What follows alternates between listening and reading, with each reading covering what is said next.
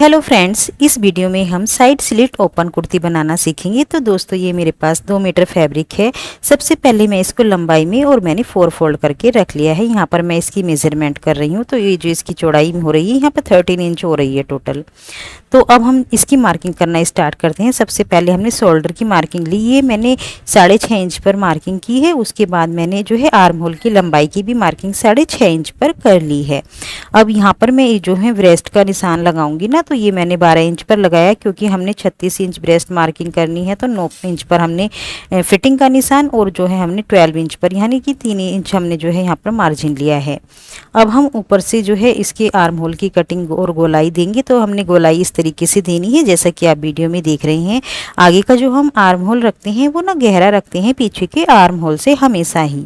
अब हम यहाँ से ऊपर से ठीक 15 इंच नीचे पर जो है कमर की मार्किंग करते हैं।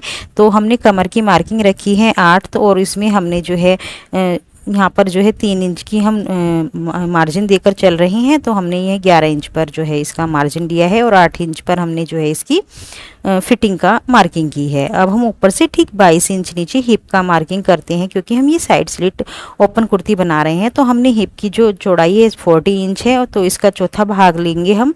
तो वो 10 इंच पर हमने मार्किंग की और यहाँ पर भी हम जो है यहाँ पर हम 2 इंच की लूजिंग देंगे।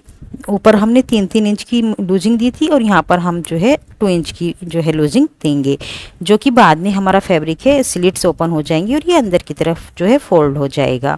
तो इस तरीके से हमने यहाँ पर कुर्ती के फ्रंट पैनल और बैक पैनल की मार्किंग कर ली है। और जहाँ पर जैसे हमने मार्किंग की है सेम उसी जगह से हमने सीजर की हेल्प से जो है इसको कटिंग कर लेना है। जब तक ना मैं इसकी कटिंग कर रही हूँ दोस्तों, आप लोग चैनल को सब्सक्राइब जरूर कीजिएगा और बताइएगा ज़रूर आपको हमारी वीडियोज़ कैसी लगती हैं। और अगर आपके लिए हेल्पफुल हैं तो वीडियो को लाइक भी ज़रूर किया कीजिएगा। तो सबसे पहले हम जो है फ्रंट वाले आर्म होल की कटिंग कर रहे हैं। बैक वाले आर्म होल की कटिंग हमने की। यहाँ पे बैक वाले आर्म होल को कटिंग करने के बाद हमने पिछला पोर्शन यहाँ से हटा देना है और उसके बाद हमने इसको दोबारा से फोल्ड करना है अगले वाले पैनल को, और जो हमने आगे वाले आर्म होल की गहराई दी थी उसको कटिंग कर लेना है।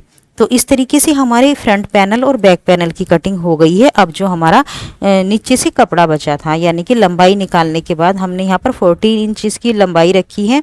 उसके बाद ये हमारा फैब्रिक बच गया था तो इसको भी हमने 4 फोल्ड में रख लेना है और उसके बाद हमें बाजू की मार्किंग करनी है। बाजू की लंबाई यहाँ पर हमारी 15 इंच हो रही है और इसको जो है हमने 2.5 इंच पर इस तरीके से गहराई देते हुए मार्किंग करनी है।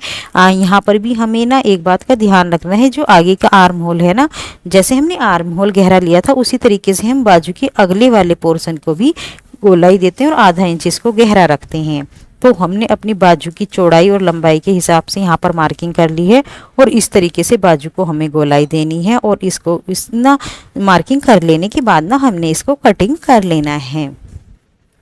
दोस्तों देखिए, इस चैनल पर हमें आप लोगों का काफ़ी अच्छा खासा सपोर्ट मिल रहा है। आप लोग वीडियोस देखते हैं बट चैनल को सब्सक्राइब नहीं करते हैं। आपके एक सब्सक्राइब से हमें जो है मोटिवेशन मिलता है। तो दोस्तों चैनल को सब्सक्राइब जरूर कीजिएगा। जब तक मैं यहाँ पर कटिंग कर रही हूँ आप लोग चैनल को सब्सक्राइब जरूर कीजिएगा। तो देखिए यहाँ पर जो है हमारी बाजू की कटिंग भी हो गई है। अब हम बनाते हैं इसकी नेक बनाने के लिए हम यहाँ पर बुकरम का यूज कर रहे हैं। आप पेपर पेस्टिंग का भी यूज कर सकते हैं। हमने नेक की जो लंबाई रखी है वो रखी है 5 इंच और इसकी जो चौड़ाई रखी है हमने रखी है 3 इंच। इसको गोलाई इस तरीके से दी है और हमने यहाँ पर छोटा सा वी शेप दिया है क्योंकि हमने यहाँ पर जो है बहुत ही प्यारी सी नेक लाइन बनानी है। तो वीडियो को लास्ट तक आप लोग जरूर देखिएगा। इस तरीके से हमने इसको नेक को पहले जो है हमने बुकरम पर कटिंग कर लिया है। आप यहाँ पर किसी और शेप की भी नेक बना सकते हैं और इस तरीके से हमने इस नेक यानी कि जो बुकरम पे हमने कटिंग की थी उसको फैब्रिक के ऊपर रख के इस तरीके से स्टिच कर लेना है। इतना स्टिच करने के बाद हमने जो है कुर्ती का जो हमारा फ्रंट पैनल है उस पर इस नेक को रखकर हम जो है स्टिच करेंगे। यहाँ पर हमने जो है इसको बहुत ही फिनिशिंग के साथ जो है सिल लेना है। आप चाहें तो बुकरम को पहले ना आप प्रेस से भी जो है अच्छे से प्रेस कर सकते हैं, तो उससे फिनिशिंग और भी अच्छी आएगी। ये हमने 2 पट्टियाँ ली हैं क्योंकि हमने नेक लाइन बनानी है। इन पट्टियों की चौड़ाई हमने 1 इंच ली है और इसकी जो लंबाई ली है वो मैंने 15 इंच ली है। आप अपनी सुविधा के अनुसार इसकी लंबाई और चौड़ाई घटा बढ़ा भी सकते हैं। तो 2 पट्टियाँ हमने इस तरीके से रेडी कर लेनी है। और हाँ, आप अगर चाहें तो किसी कंट्रास्ट फैब्रिक से या वाइट कलर की पट्टियाँ भी यहाँ पर बना सकते हैं। ये लेस मैंने अटैच की। अब मैंने जो है इस पे इस कॉलर को यानी कि इस नेक को जो है अपने मेन फैब्रिक पे स्टिच कर दिया है।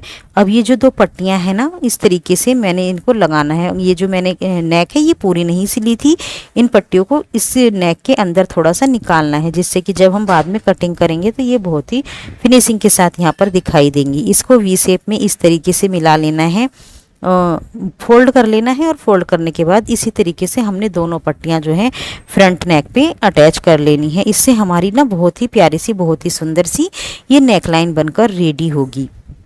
अब देखिए, थोड़ा सा जो पोर्शन हमारा नेक का स्टिच करने से रह गया था उसको भी हमने स्टिच कर लेना है।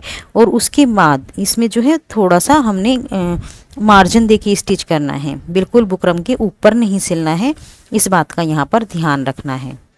पूरी नेक को स्टिच करने के बाद हमने जो है इसको आधा इंच का मार्जिन लेकर कटिंग कर देना है। और इसमें यहाँ पर ध्यान रखना है कि बुकरम ना कटने पाए। और इस तरीके से हमें सफाई के साथ ही इसको कटिंग करना है। बहुत ही नीटनेस के साथ हमने जो है इस नेक को कटिंग करना है। और यहाँ पर थोड़ा थोड़ा से छोटे छोटे से कट लगाने हैं। और इनको कट लगाने के बाद अंदर की तरफ जो है हमें बुकरम को फोल्ड कर देना है। तो जो हमारा नेक का डिज़ाइन है वो बाहर की तरफ उभर कर अपने आप ही आ जाता है। अब यहाँ पर मैं इसको दबाव की सिलाई लगा ले रही हूँ। बाकी बाद में जो है ना इस सिलाई को मैं निकाल दूँगी और बुकरम पे जो है ना मैं इसकी तुरपाई कर दूँगी अंदर की तरफ से बहुत ही महीन धागे से। तो इस तरीके से हमारी ये नेकलाइन कुर्ती की बनकर रेडी हो गई है। अब हमें इसको स्टिच करना बाकी है। ये हमारा फ्रंट पैनल रेडी हो गया था। बैक पैनल में हमने जो है राउंड शेप नेक दी है, वो मैंने आपको नहीं दिखाया। मैं ये हर वीडियो में जैसे बनाती हूँ वैसे ही मैंने यहाँ पर भी इसको स्टिच किया है। अदरवाइज़ जो है ना वीडियो लंबी हो जाती है, इसलिए मैंने आपको यहाँ पर शो नहीं किया है। अब मैं स्लीव्स रेडी कर रही हूँ। स्लीव्स की लंबाई भी बढ़ानी है और साथ ही साथ इसमें जो है नेक के हिसाब से जो है इसको मैचिंग भी करना है। तो यहाँ पर मैंने लेस अटैच की है। लेस अटैच जो है मैंने इस तरीके से की है। ये 1.5 इंच की पट्टी आगे की तरफ निकाल दी है। और यहाँ पर जो है दबाव के साथ ये लेस मैंने दोनों ही बाजुओं में इस तरीके से जोड़ देनी है। और ऊपर से ना मैंने इसको बाहर की तरफ एक दबाव की सिलाई लगा दी है, तो जिससे ये हमारी जो लेस है बहुत ही फिनिशिंग के साथ बाजू पे आगे की तरफ शो होगी। और इसके साथ ही साथ हमने जो ये 1.5 इंच की पट्टी लगाई है इसको मैं थोड़ा थोड़ा अंदर की तरफ मोड़ दूंगी। तो ये ना हमारा बहुत ही प्यारा सा एक बॉर्डर बनकर भी तैयार होगा, जो कि समर में बहुत ही प्यारा सा लुक दे रहा है और एलिगेंट भी लग रही है। बाद में जब हमने इसको स्टिच करने के बाद हमने इसका जब फाइनल लुक देखा तो बहुत ही प्यारा सा लुक इसका आया है इस स्लीव्स का।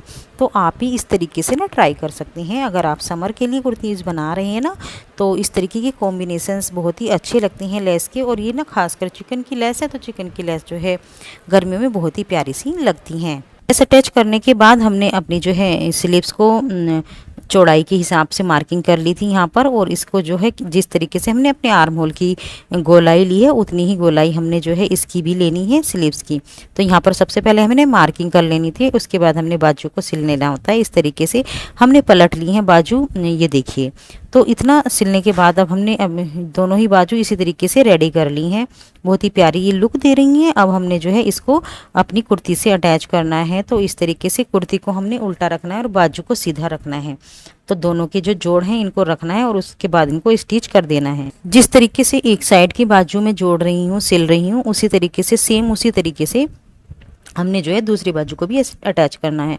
बस यहाँ पर ये ध्यान रखना है जो बाजू का गहराई वाला पोर्शन है वो जो है आगे की तरफ आना चाहिए, तो बाजू हमारी फिट रहेगी। अगर यहाँ पर ये गलत जुड़ गया तो आपको दोबारा से उधेड़ कर इसको सिलना होगा। तो दोस्तों इस तरीके से हमने इसकी साइड की फिटिंग भी लगा ली। और ये जो स्लिट्स हैं इस तरीके से हम फोल्ड करते हैं जैसा मैं आपको बता रही हूँ। इतना करने के बाद हमारा ये रहा कुर्ती का फाइनल लुक। और बहुत ही प्यारी और बहुत ही फिटिंग के साथ ये कुर्ती हमारी बनकर रेडी हुई है। तो दोस्तों चैनल को सब्सक्राइब जरूर कीजिएगा।